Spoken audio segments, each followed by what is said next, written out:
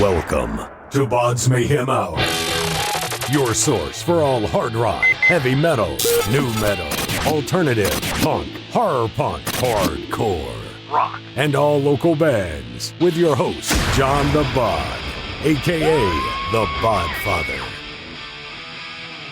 Hi there, it's Whale from Memoriam, and you are listening to BODS Mayhem Hour. The views and opinions of the guests do not necessarily reflect the views and opinions of BODS Mayhem Radio Network, its staff, affiliates, or sponsors. Parental discretion is advised. Welcome to BODS Mayhem Radio Network.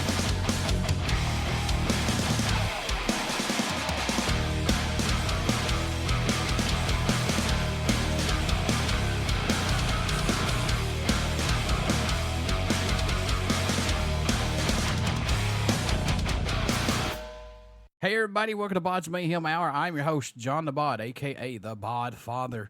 As always, I'm bringing you guys awesome interviews. Today, it's an honor and a huge privilege to have Mr. Andy Whale of Memoriam. Memoriam will release their third album, Requiem For Mankind, on June 21st via Nuclear Blast Records. They have released their new single also called Undefeated. And we're going to be talking to him about all this good stuff. So, well, how's it going, man? Yeah, really, really good. I mean, it's really busy times at the moment. We're getting, God, it's weird really because, it doesn't seem that long ago since we were actually in the studio in February, March. And it suddenly, we were in there recording the album, mixed it.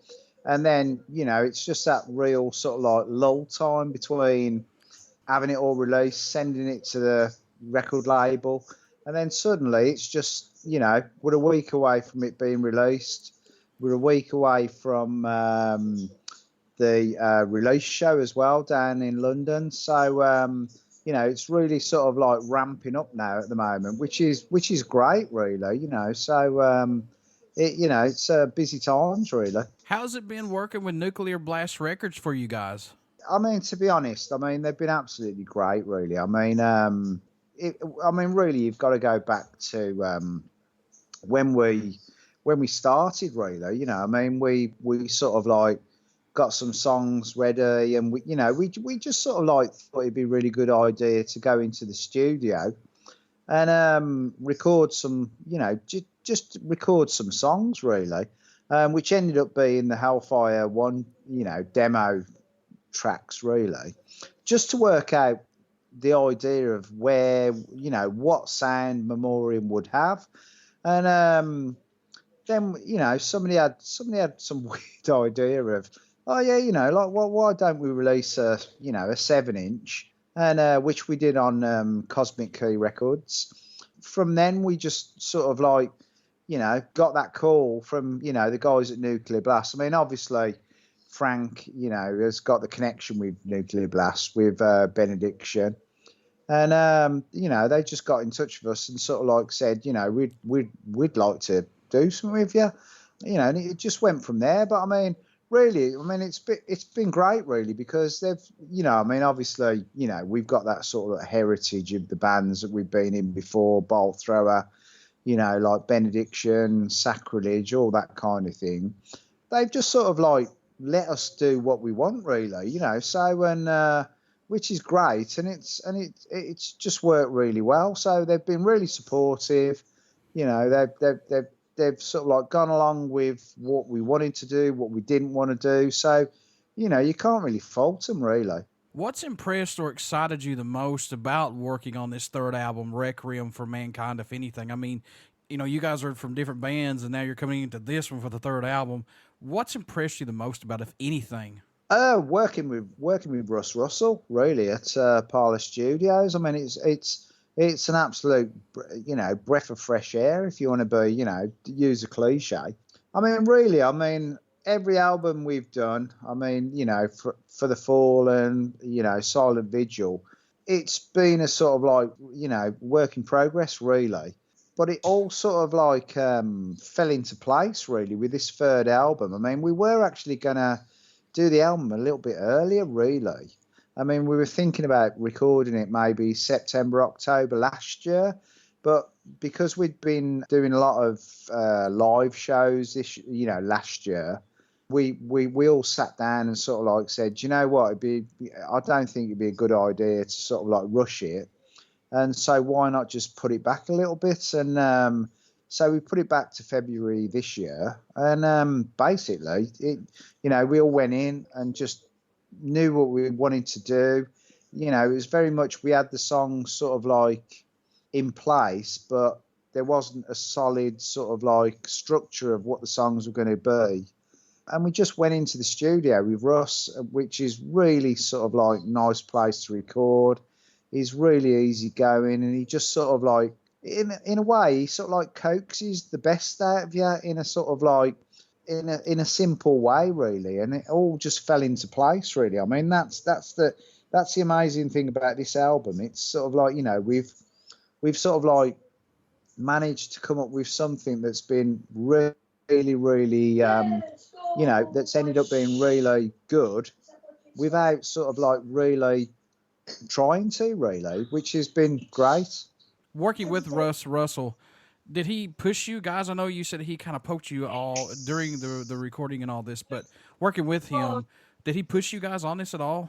Yes, I think he did, but in a sort of like a very subliminal way, if you know what I mean. He sort of like, he just sort of, look, I mean, really, I can only sort of like say it from a drumming perspective. I mean, sort of like, basically, we just sat down and he just sort of like said to me, really, right, what do you want to do? We had 9 tracks to do, and we'd sit down and sort of like say, right, track 1, where are we going to go with this? And, we'd just discuss it and just sort of like, he'd say, right, let's sit down, and we'd do it bit by bit.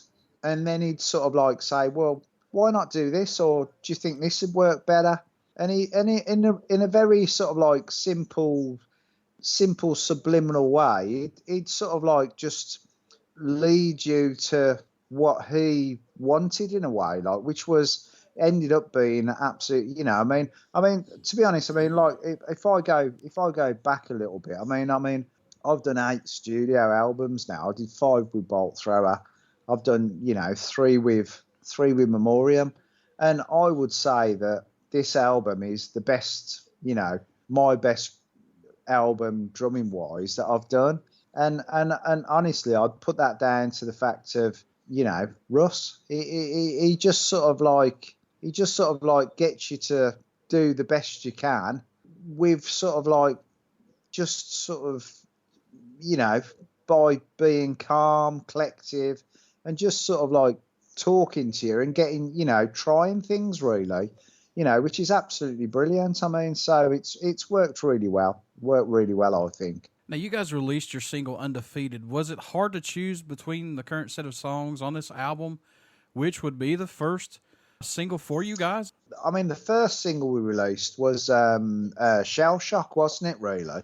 And I mean, that is the first album, and it's just, that is a really good track. But with Undefeated, I think it's sort of like, with the lyrics as well. I mean, that's absolutely brilliant song, really. I mean, the music comes in, it's really heavy, it's really flowing, it's really sort of like rocky.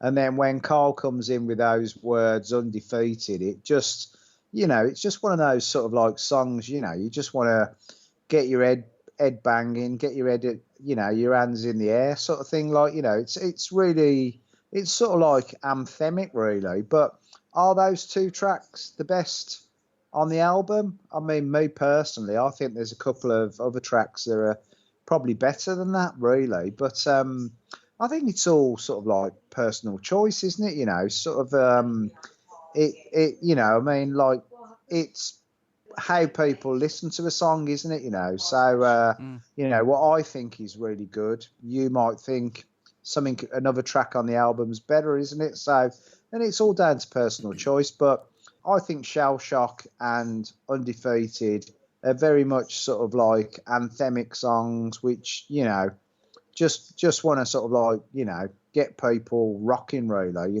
so, and into the album. But they're very, I think as a sort of like idea of what you're going to get from the album, they're very good first tracks to use. But it'll be interesting to see what people think when they listen to the whole album, so, but we shall see in a week's time, really. How was working with Dan Seagrave, who did the artwork for this album? I mean, he's worked with Benediction, Dismember, Hypocrisy, I should say, Suffocation. How was working with him on this? It's been a really great. It's really great, really. Really, when we started, we sort of like all sat down and sort of like said, what do we want from this band? Memoriam. And Scott said, I remember we were in the pub, as all us, that's usually the places we discuss things, like, Right. And I remember Scott saying that he wanted, the only thing he wanted out of the band really was a Dan Seagrave cover. And in the end, he ended up with 3. But, not that I've personally spoken to Dan or anything, or, I don't know the guy really. But as in working with him on the 3 albums, he... Basically, the way it works is on all 3 albums, we've sort of like said, right, this is what we want. And we've, you sort of like say, 10 ideas. And then Dan will go away and sort of like come back with some sketches. Then we'll sort of like say, well, maybe do this, do that. And it's been absolutely brilliant.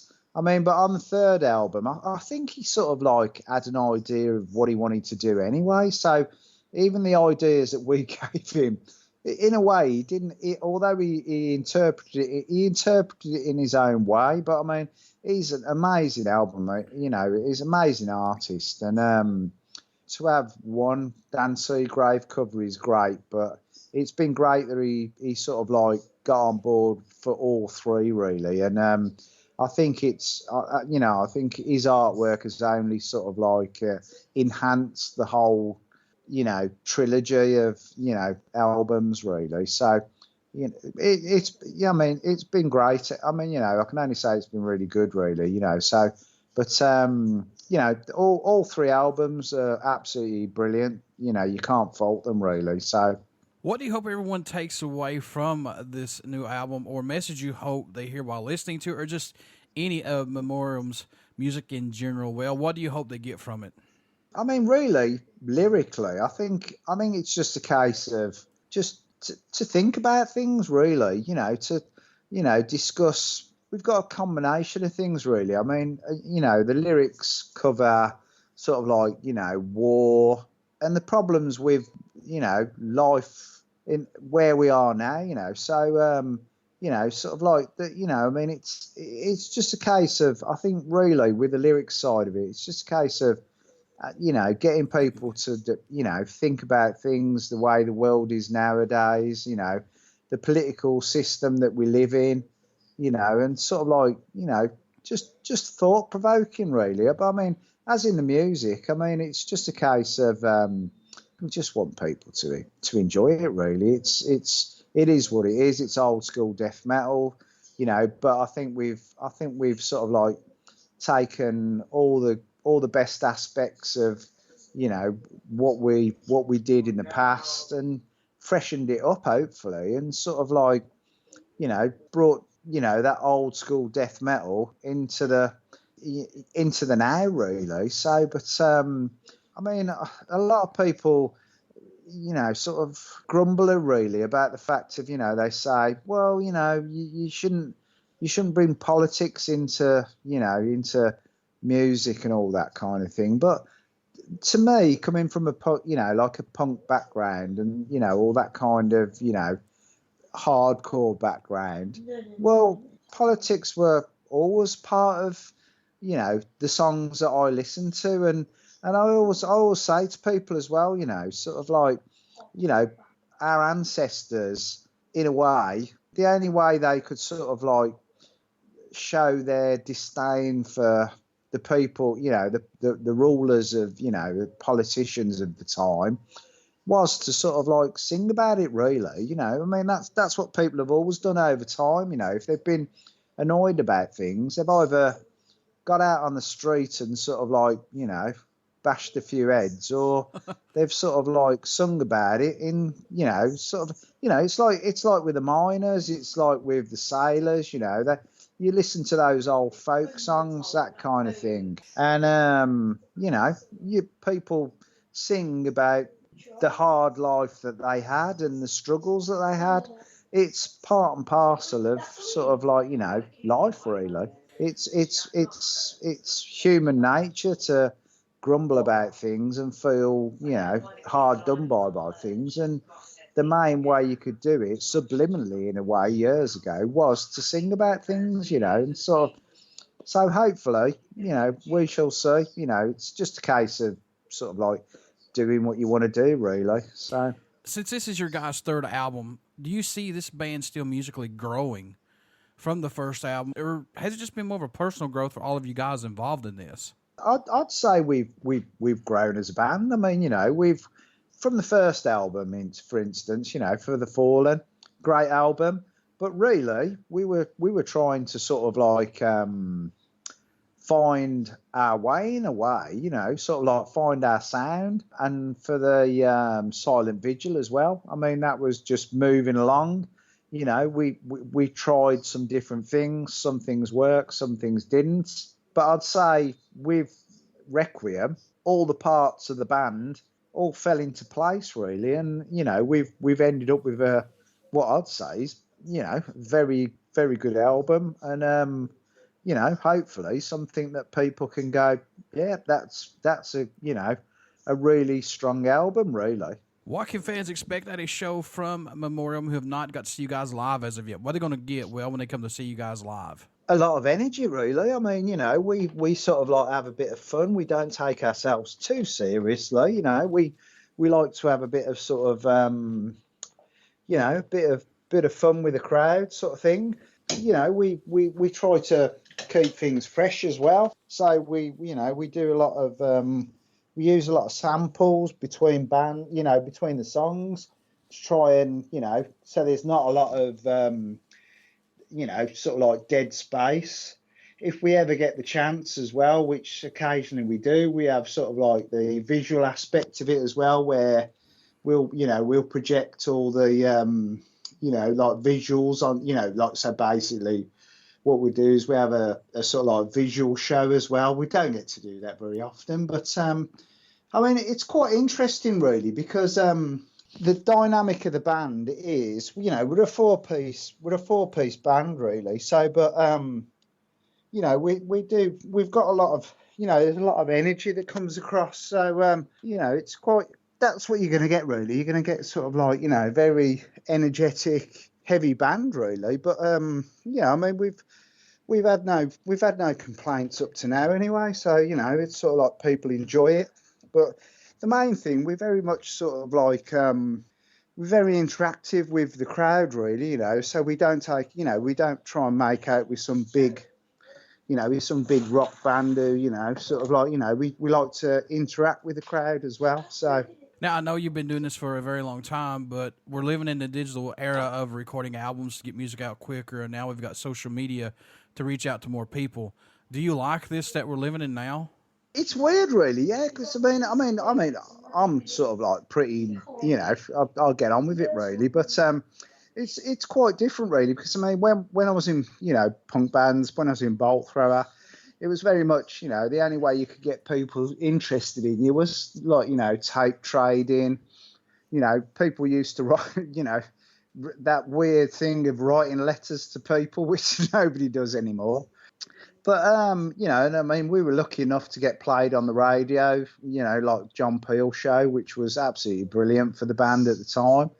I mean, nowadays with the social media side of it, it's a double-edged sword, really, isn't it? Because social media is a great way for bands to contact and like interact with people that are into that kind of music. But it's also a great, you get that thing where, you can get people sort of like, just commenting, It's like, for instance, me personally, my attitude to life is, life's short, so just get on with it. If you don't like a particular band, you don't like a particular thing, well, just don't like that band. Just go and find another band you like. But it's quite easy now with social media, where people can sort of like go, they can make a comment, and it's sort of like they feel as if it's sort of like they've got some kind of anonymity in a way. Do you know what I mean? They can just put it out there and then walk away from it, but that comment's always there in a way. And you just think like, well, that's great if you don't like the band, not a problem. I mean, I'm in Memoriam. We're not a big band. We just we just do what we do. So but I mean, it's social media is a great thing, but it's sort of like is a double-edged sword as well. Sort of like say it's a great way to contact people and interact with people, but people can misuse it in a way, and it can be quite frustrating sometimes. I think really what the attitude you have to take with it is to not really get too bothered about it, if you know what I mean. Sort of like just take it with a pinch of salt, really. I remember when I was a kid growing up, going by and Hit Parade or Circus Magazine, and sometimes you would get that opportunity in the back of the magazine, that address to reach out to one of the bands you like. And that was like a diamond in the rough. It's like, oh, cool, I can reach out to them by mailing them. Yeah. And then now it's like, yeah. I mean, it's crazy, really, because, when when we did our first John Peel session, for instance, back in '88 or wherever, like John Peel read out my home address, and and sort of like, that 2 or 3 days later, the postman knocked the door with this bag of letters, sort of like this sack of letters, actually. Yeah. And just sort of like, he must have been so cheesed off, because like I probably had about 200 letters in about a week, sort of like from people that had heard the John Peel session and just wanted to write to us to sort of like, interact with us.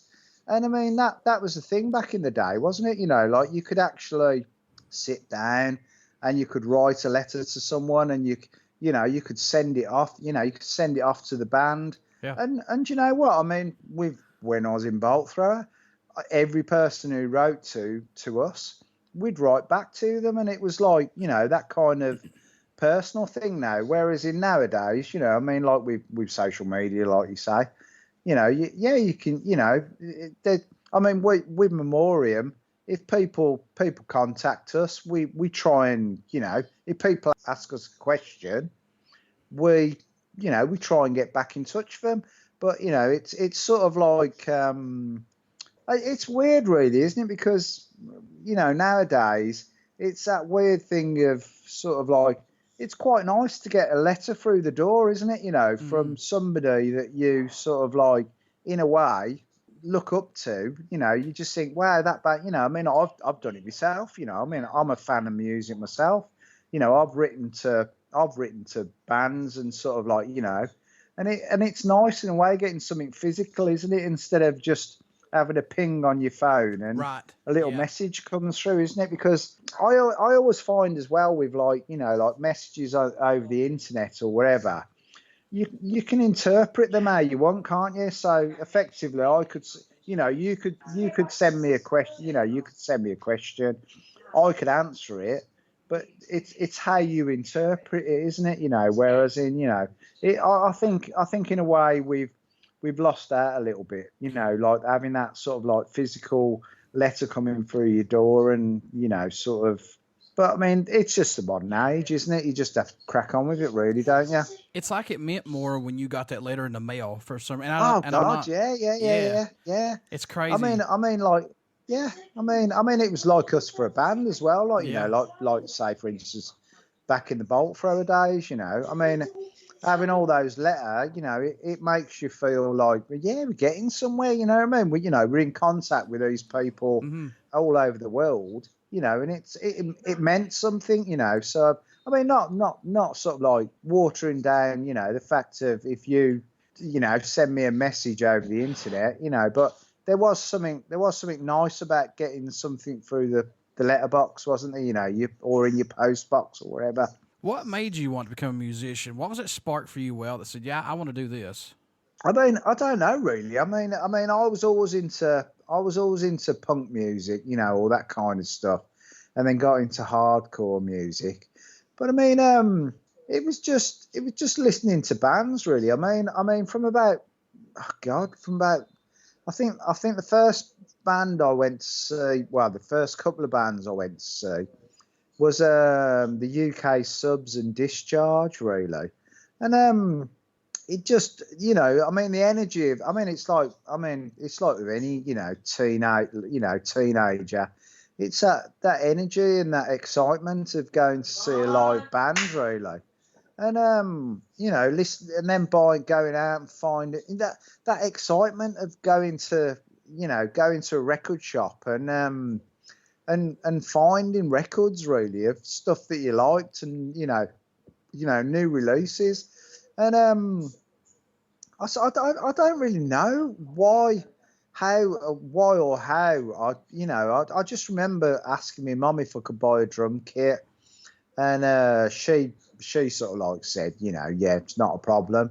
And I think I bought it, bought it out of the paper, actually, you know, an advertisement in the paper, and just practiced to records, really. You know, I just used to.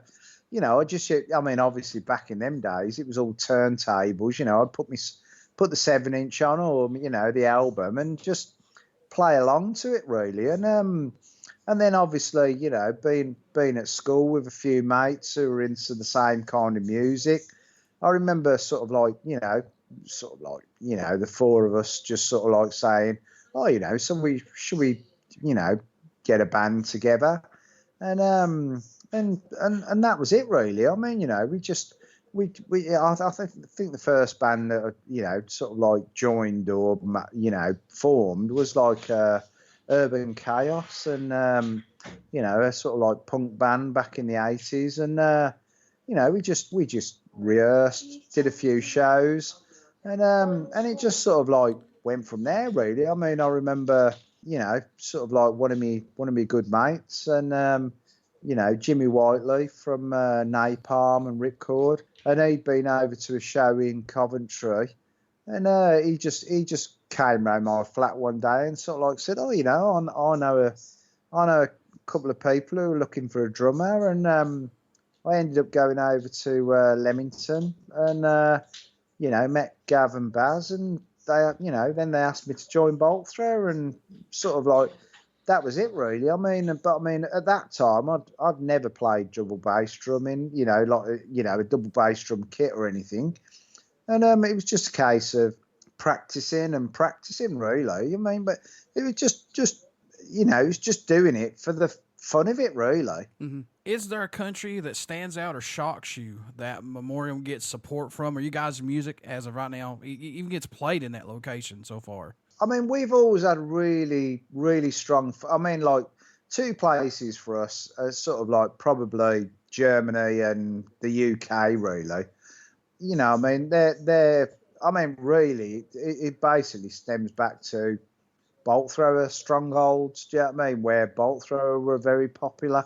But I mean, really, I mean, as in playing the music, I mean, it's a worldwide thing, really. I mean, you know, you've got Australia, America.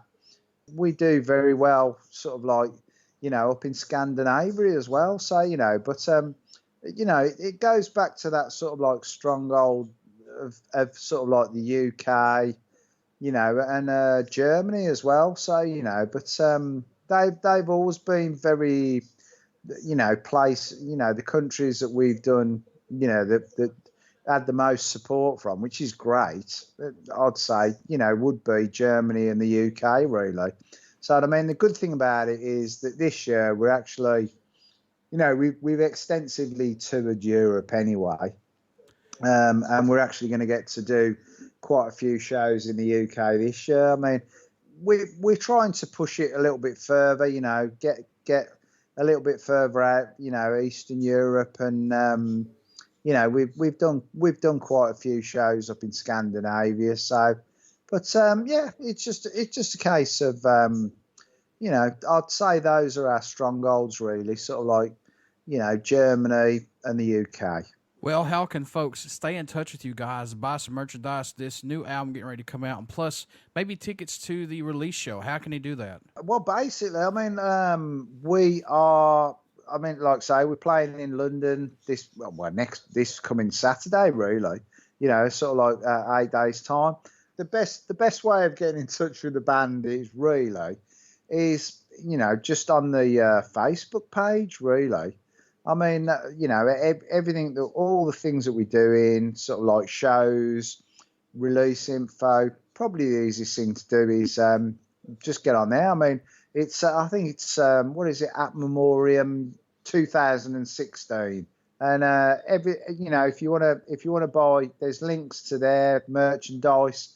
I mean, to be honest, it's a weird one really, because all the merchandise for the album goes through Nuclear Blast. We also have the band's own merchandise site, which really is, it funds what we use the band's merchandise site for is to pay for rehearsals, pay for any kind of any kind of sort of like the running of the band really. So if you buy stuff from the band's merchandise site, which there's a link on the Facebook page actually, 100% of it goes back into the band, and it pays for rehearsals and the running of the band really. But if you, like I say, if you want any kind of For the Fallen, Silent Vigil, Requiem For Mankind merchandise, then it all goes through Nuclear Blast site really. So it's either a case of getting in, going through the Facebook page, the band's Facebook page, or just go onto the Nuclear Blast site and just pop in Memoriam, and all the info comes up there anyway. Before I let you go, good sir, would you care to do a promo for my show? Yeah, not a problem. Hi there, it's Whale from Memoriam, and you are listening to BODS Mayhem Hour. Everybody stick around. We got some great stuff coming up, and you only hear these interviews right here on BODS Mayhem Hour and BODS Mayhem Radio Network. Please get out and check out our Facebook page. It has our podcast link, YouTube link, and soon our Twitch link. And also get out and check out Memoriam. You will not be disappointed in their music. Pick up their new album, Requiem For Mankind, out June 21st via Nuclear Blast Records. Well, thank you for the interview, and I wish you guys the best of luck, my man. No, that's great. Thank you. And thank you for the support as well.